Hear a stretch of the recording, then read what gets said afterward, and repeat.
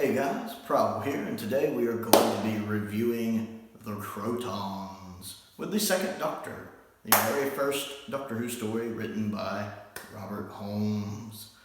Now we'll talk about part 4 first, and then we'll talk about the story as a whole. I really enjoy the Krotons. Part 4 is nice. I like how it picks up from the cliffhanger. I really enjoyed episode 3's cliffhanger. I thought it was set up really well with all the debris falling. It did give that sense of, hey, this is a cliffhanger, you know, the Doctor's getting pummeled. And of course it showed at the beginning of part 4 with Zoe frantically trying to, rescue him, and one of the other guys coming to help, and some after effects of stuff falling down on the Doctor and the other guy, which breaks the other guy's leg, kind of the leader guy's son. I enjoy that. I like the fact that the spaceship's damaged and the Krotons are having to work under a clock here, quite literally under a clock almost, as they're keeping up with time. Again, the Kroton design I like. I like the parts where their heads spin. The Kroton design, I like the head. And even this part isn't so bad. It's from like here down, it looks awful. When they walk, it looks really silly. It's interesting that they have to stay connected to those little hoses, because they, like we need oxygen to live, they need the stuff in their tank to live. So they're constricted with their movements, which I like. It's why it's so hard for them to move around when that one's outside earlier in the story. And that's, of course, how the Doctor ultimately falls today. Troughton is, of course, a joy to watch, as he always is. I love all of his little mannerisms. The animations have so much trouble getting his mannerisms right, because Troughton he's just so unique. And like that one point, he has this thing where he holds his hand kind of like this sometimes, and then right when they're leaving and he's trying to sneak away, what he's doing with his, I love watching what Troughton does with his hands. I do love the fact that this is another story where the Doctor slips out quietly. The second Doctor really doesn't like goodbyes. He mentions in it, I don't like goodbyes, which is neat because that does connect with the modern series, with the Doctor not liking goodbyes, but the second Doctor very much doesn't like goodbyes. The second Doctor is totally boss at slipping out quietly at the end of a story when nobody's looking. He just eases his way out. He's really good at that. It's cool because we not only have the conflict with the Krotons, but the conflict with the group of humanoids that are on this planet. There's a power struggle going on there, with the older guy who's the old leader, having to deal with the guy who's trying to take his place. I cannot remember all these people's names, like Elon or whatever. So that's neat to see that power struggle at work. I do like the fact that the old leader kind of gives his life helping the Doctor at the end when the Krotons demand, hey, we need the high brains, and if you give us the Doctor and Zoe, we'll leave your planet. So naturally the one faction that's kind of in charge now perfectly willing to give up the Doctor and Zoe, whereas a few people from the old faction don't want to do that. And so I like that, the old leader, the older guy, he just kind of rolls in the door at the last minute and gives the Doctor the acid he needs, even though he gets killed in the process. The Krotons, I guess the Krotons are tired of wasting time with people that aren't the high brain, so they just immediately kill him. It kind of sucks that they killed him, but at least he did, help save the day by getting the Doctor the sulfuric acid. And I love the scene when but the Doctor and Zoe are like stalling for time with the Krotons at the end. I love Troughton at that. And I have questions, and am I putting this on? No, I'll stand here, you stand. I just love watching them stall for time. I do like how they resolve everything by putting the sulfuric acid into the liquid that the Krotons breathe. And watching the effect of the Krotons dissolving is a pretty cool effect. The effect of watching their ship dissolving is a pretty cool effect. I like that. I enjoyed part 4. I like the Krotons as a whole, though. It's just the right length at 4 parts. It doesn't need to be 6 parts. That would have been way too much filler. It doesn't even need to be 5 parts. It's good at 4 parts. My favorite episode was definitely episode 2. I really enjoyed those tender moments with Zoe. You really see almost a paternal instinct the second Doctor has for Zoe. That's very apparent there in episode 2. Well, she's very intelligent, but it's very irksome sometimes.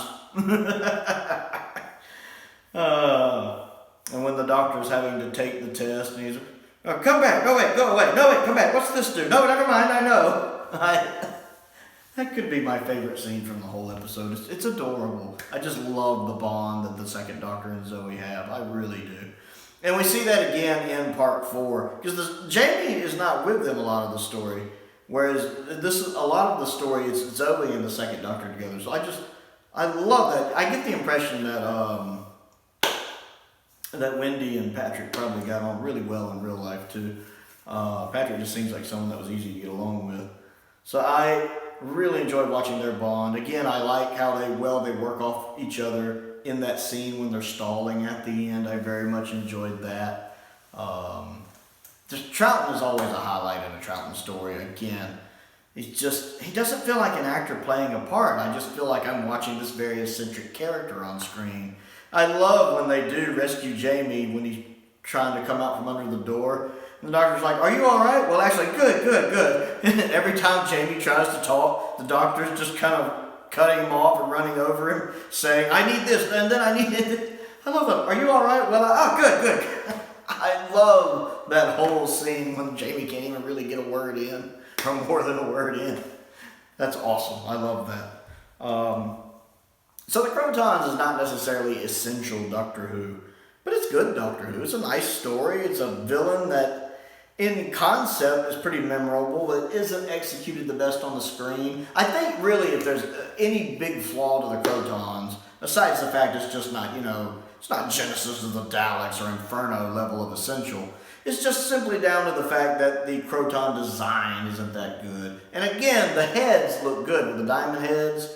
The bodies, right here, are okay. It's really when you get right here, kind of at the middle of the abdomen down, like watching them walk kills it. You really got to film them at angles where you're not seeing, like, from the waist down, which they do a lot of, but when you see it, it looks bad. Like when they walk, it's obviously a person in an outfit. And their voices are okay, although one of them sounds just like the K1 robot to me from Robot. I wonder if it's the same voice actor, because it sounds just like the K1 robot to me, that same kind of voice. But they're fine. I feel like the actors in it are fine. I don't know if they're necessarily stellar or standout, but they're fine. I do like the guy playing, again, the old leader, the kind of older guy. I think he's good. The one guy who's trying to take his place does a pretty good job at being, well, someone you're just like, what a prick. He pulls that I'm a prick thing off really well, I guess. So yeah, I like it. It's executed well. It works really well in black and white. I think that is one of the advantages it has. I like when the Krotons try to disperse the TARDIS, and all it does is make it reappear somewhere else. How it looks like it's dispersed, but after the Kroton leaves, you see it reappear somewhere else. Trouton's just like, oh, what a stupid place to choose to land. You can tell that the captain's not at the helm, can't you? I love that. It's a good story. Not Robert Holmes' best, but not Robert Holmes' worst either. I think it's a good story, a strong story. I definitely think it also needs some points for being one of the few Troughton stories to be complete. You don't have to worry about reconstructions. You don't have to worry about animations. You can just watch it from start to finish all the way through. I think that gives it a couple points.